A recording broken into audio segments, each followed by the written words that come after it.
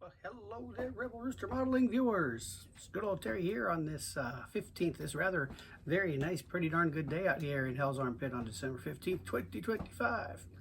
Hey, got a few things that changed here.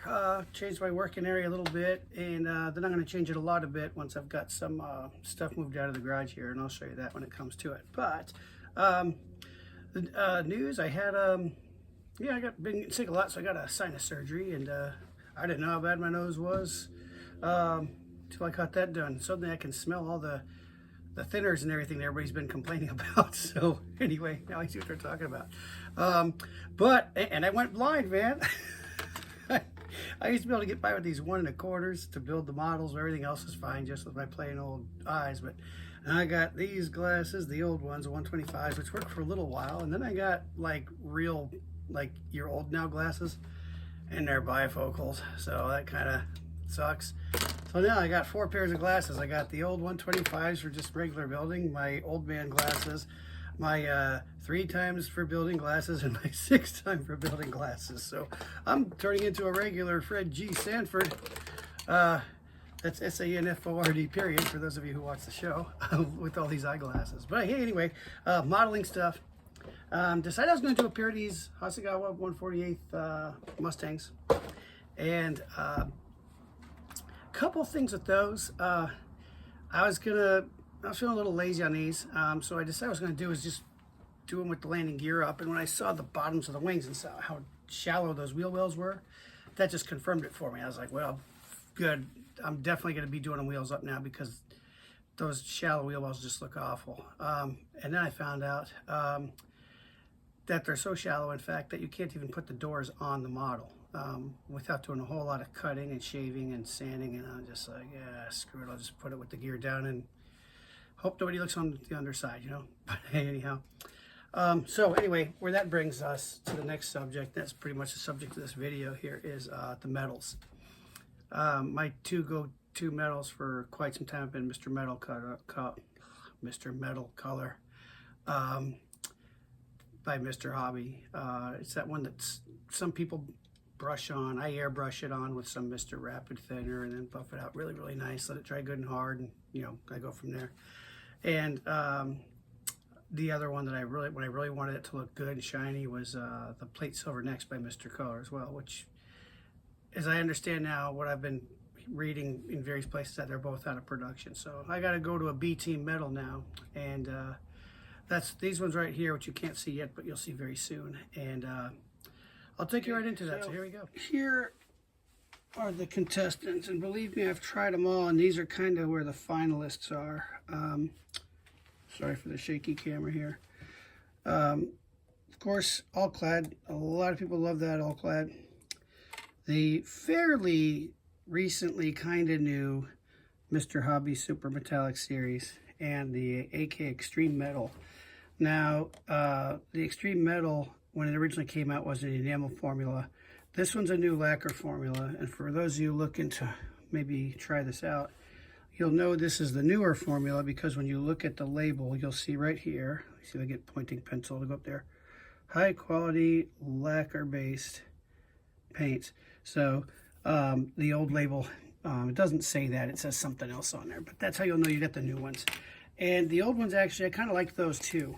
So you really won't go wrong either way. And they will thin with lacquer thinners. But being a lacquer guy, I don't want something that's going to take a little longer to dry. I'd like this super quick dry stuff. So that's the one I decided to try out with here.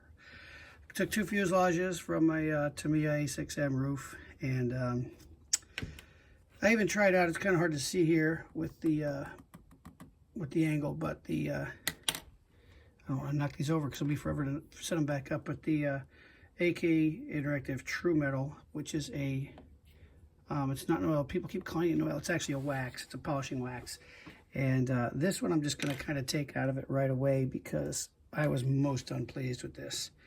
I'm sure I'll find a place for it on my bench for something somewhere, but metal on the airplanes is definitely not it. I didn't like the way it. And I tried the three ways. I tried buffing it on with the Q-tip. I tried brushing it on with the brush. I tried airbrushing it, thinned with the mineral spirits. And I mean, it goes on and all, but it just, I don't know how to describe it. It just doesn't do it. So anyway, zooming back out now, let me also show you quickly what I was talking about with this wing on the and the wheel wells on the P51 by Hasegawa. So you can see how shallow these wheel wells are. It doesn't look terrible from here, but when you do this and you look here, if I took the wheel would stick out about that far. It's really bad. So then I decided to try to put the covers on, and when you put them on, you can probably see, let me put a little more light on it here, and it makes it worse. But you can see that they don't even go down into it. See, it sits up kind of high, so you get stuck with this. And the front, you know, the main cover, the one for the actual wheel, is even worse. There's just no way on God's green earth, the devil's red hell, that's going to go on there. You see how high that sits? And I would have to do so much cutting and trimming on both the well and the door itself. It's just really kind of out of the question. And I know there's a workaround for that, but just, you know, I'm just not really feeling like doing that much work on it. So let me move the camera a little bit, maybe get some lighting a little different, and show you the results of the metal test. Okay, so here's the first one I tried was Alclad. People swear by this stuff, and it's good for it's good for, like, I don't know how to put it. I guess air show quality aircraft. You know, like they're clean, they're polished. They only fly at air shows, and immediately after they're cleaned up and polished and everything, you know, meticulously maintained things. So they're good for that, but to me they just don't have the life of metal. You'll understand what I'm talking about more as I show you. And the first one I tried was the airframe aluminum. That's their ALC 119. And then on the back half of the airplane, I tried their 105 polished aluminum. Okay, and here's what I got. You can see a pretty good difference on the halves. You can see the tonal difference. Here's the dividing line, of course. You can see it. Pointing pencil is going to help us out there. Here's the polished aluminum, and there's the airframe aluminum. So what bothered me about this, though, is that it looked too much like a mirror, if you know what I mean. Like, let me try to get this mirror at a certain angle. It's not really reflecting anything. I might have to zoom out a little bit for that, but camera angle is going to make that tough. But it's got that same, see what I mean, ultra reflective kind of thing to it. I mean, you can already see me back there. You can see my bald head and everything behind me. And it just has that same kind of dark thing with the mirror. So like if you put it back somewhere, like if I put it back in here, you can kind of see where it starts turning black because it's got a gloss black under it. See, so it kind of ends up looking dark at certain angles. And again, it's just kind of it's very super. I mean, look at this. You can see everything in this garage. If I bring it right up here to the camera on the side, you can see everything. Look at this. You can see my hand over. Let me put my hand over here where it's going to reflect. Okay, here you go. You can see it all the way back. Look at that. You can see outside. You can see my neighbor's house. You can see it all, but it's just totally reflective, like you would be looking at it from this mirror. If the mirror was curved, you'd see the same thing. So it didn't really look like anything I'd wanted there to be with my metal. The polished aluminum was okay, but again, same thing, just kind of really nothing to it. It's just reflective, just a little less reflective than this one and a little bit lighter. So what I did next was I took the super metallics and the AK Extreme Metal. I took the polished aluminum 481 for the Extreme Metal, and I took the 206 Super Chrome Silver, and that's on the front of the fuselage half you're about to see, and the 208 Super Duralumin, and that's right, Duralumin. I always say Duraluminum because America. Anyway, so here, let's bring this down where you can see how this one turned out. And you'll see what I'm talking about here. It's very reflective, but it's not quite mirror-like. And when you put it up against the mirror, you zoom out again, you can see the mirror as it's kind of, we get to reflect on nothing, kind of flattish here. You can see it just kind of has a different look than this does. See, the mirror's a little darker and, I don't know, not lifelike. And the bigger thing with this is when you tilt this to the side, you still get all that reflectivity, but what you see, and you might have to zoom in to see this, is you can see in there, it's got a little bit, come here, pointing pencil, it's got just a little bit of tone variation there. It's got some flake, kind of like the grain of a metal would have, whereas the airframe aluminum is just flat out reflective with nothing in it, nothing lifelike. And when I put the two halves together is where it really shows you the difference here. I'm just putting this together in the bottom of the screen here. There you go. Now let me zoom out a little more. You might be able to see it better. Well, it is zoomed out. So like here's the Alclad side. Now if I turn it over, there's the super metallics, and where you can really see is when you do this. You see what I mean by the darkness of the Alclad airframe aluminum. If you don't have the light right, see, if I tilt it this way, it looks nice and silvery, but when I tilt it this way, it really looks dark. And that can hurt you at a display, because if your lighting isn't right, it's gonna look like your model's too dark. So you can really see it here. And if I put the lights on, it might even make it more stark here. There you can really see the darkness on the Alclad side versus the super metallics.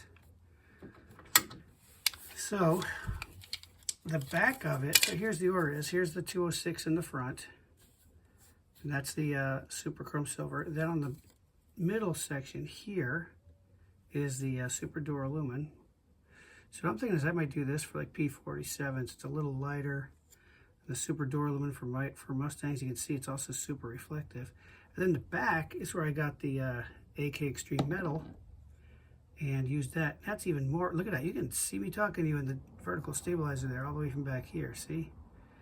You can see the plaque there on the door. And if I do this with it, you can see outside, the front yard, the trees and everything. But you still have, if I tilt it, you can still see the metal grain in it, see? So it's not lifeless. So to me, these three give you a better representation. Let me lower this a little bit here. These three give you a better representation of what metal is. So now let me tell you about how I got this on there. So for the Alclad, the first thing I did was I got some GX2, Mr. Color GX2, black. Now this is probably the best gloss black out there I've ever tried. What I did was I took the model first, and before I applied that, I applied this Flitz polish here. Now this isn't the stuff you get in the paste, which is kind of green, or kind of green, it's blue. This is green. There you go. So this is what this one looks like. And it's water-based, so it won't mess up your plastic, okay? And it comes in a bottle. Let me kind of move this back. You can see what the bottle looks like in case you want to find it somewhere. I got this at Ace Hardware.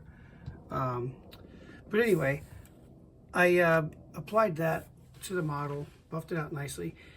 The tube stuff kind of scratches up the plastic and really kind of doesn't do a really great job of polishing the plastic, but this stuff leaves it just smooth as a baby's rear end, man. It's just really smooth, man. Almost glass. Ultra reflective. And then I sprayed the Mr. Color GX2 on there, because that's what 99 out of 100 modelers who are putting metals on tend to do, a gloss black under their metal. So what I did was, though, when I did it, I mixed it with a little bit of smoke, so it wasn't too black, because then it's never going to look right. So it's kind of, I would call it an extremely super dark gray, not quite black. Because like I said, otherwise you have to put so much of the paint on there that it's going to turn into silver paint instead of a metal look. So, you know, like I said, don't get me wrong, this really does look nice. It's a beautiful look. It's super reflective if that's what you're going for, like a bumper or a car wheel or something. But for an aircraft, it just isn't the right thing.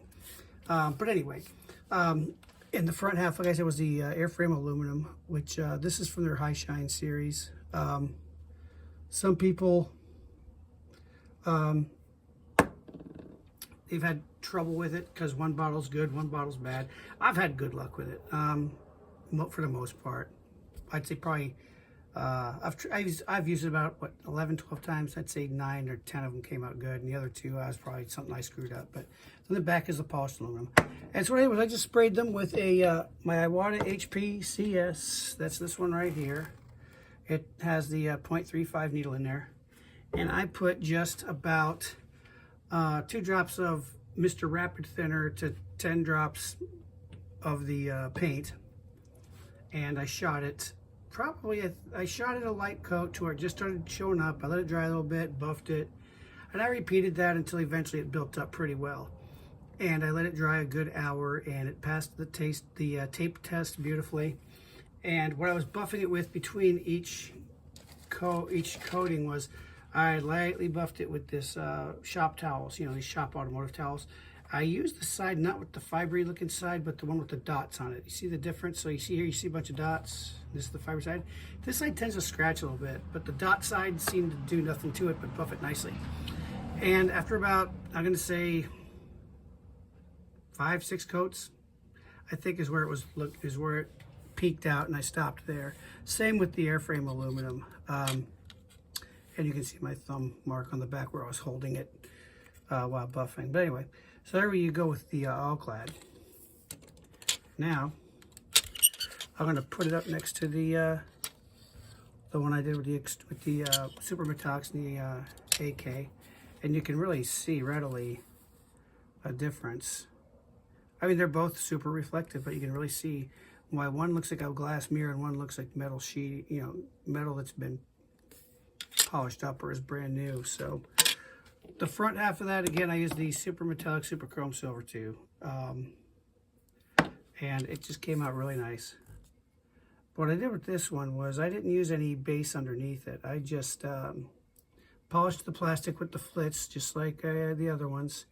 And I shot the paint about, I'm going to say 2 parts thinner to 1 part paint, maybe even a little thinner than that. I just did this one by eyeball. And when you open the jar up and you stir it, it doesn't look promising, honestly. You know, you stir it up really good, and it never looks like it quite mixes up completely, see? And then when you hold the toothpick up and you look at it, if I can get this to focus, well, I can't, but because I got an iPhone SE and the camera sucks. But anyway, the flakes are really visible. In fact, if I zoom in here, I could probably let you see that. You see the flakes are really visible in there, so it doesn't look promising when you're mixing it up. But as I sprayed it, and I did the same thing. I sprayed it till it just started, let it start it. I'm stuttering today, man. I sprayed it till it just started showing up. Let it dry a little bit, you know, under a minute, probably 20, 30 seconds-ish. But don't forget, I'm in the desert. It's pretty dry here. And then I got the shop towel and buffed it. And I did that. And this was about 4 coats here. And to me, it peaked out there. And that's where it looked its best. So that's where I stopped. And buffed it nicely there. And to show you the difference what I'm talking about here, if I take this airframe aluminum from Alclad now, and I turn it upside down, see, it doesn't even stick to the bottom of the jar. And when I tilt it, you can see how super fine those pigments, I mean, you really can't even see the pigments in there. It's just super ultra small pieces. And I think that might be why it looks a little lifeless to me, to my eyes anyway. And then the back half, I did the Super Duralumin, same method. I just shot it onto straight plastic, polished plastic, with no base undercoat. And because this stuff is pretty, it's a lot thicker than the Alclad is, so it doesn't really need anything. It just kind of does itself. And you really got to buff this pretty well. If you just shoot it on there, it ain't gonna look right. You got to buff it between coats and do a number of coats. So you can see here where I scrubbed a little too hard, my fingernail broke through there. but it still looks pretty darn good. So there's your results on the metal tests here for the new metals. I hope this helps you out in your choosing. And like I said, I'm not here to bag on Alclad. It's good stuff. It's good stuff. It's just that I don't think it gives you a look of realistic aircraft metal. I mean, I think the ones who are going to love this stuff are the car people who are doing chrome bumpers, chrome wheels, that kind of thing. But really, it's just not, to me, it just doesn't do the aircraft, which is 98% of what I build anyway. So I'll give you guys a couple more looks at this here and do a little photo thing at the end here where you can look at different angles and everything. But for me, the verdict is in. See how dark that looks up here and how light this looks up here? And even if I reverse them, you can still tell, see? It's just, that's just my opinion. And you know what they say about opinions? Everybody's got one, but only mine is right. Oh, Rebel Rooster Modeling viewers, there it is, right from the horse's mouth. There's my new BT metal, which actually kind of surprised me. I didn't think it was going to turn out that good because I've seen other people's work with these, and some of them look pretty darn good, but the buffing is the trick, man. You got to polish that plastic first, and then polish your gloss if you're using it. And just put it on, oh, so thin, you know, really thin. And then when you just start seeing the metal appear, stop, buff it, you know, and then do the next coat, let it sit, buff it. And after, it should take you a good 4 or 5 coats or more to get it really looking good. But if you did it, if you covered it in 1 or 2 coats, you did it, you know, I don't want to say you did it wrong because, you know, you do what you want to do. But to get the look that you had here, that's what you got to do. So anyway, thanks for watching, and we'll see you next time.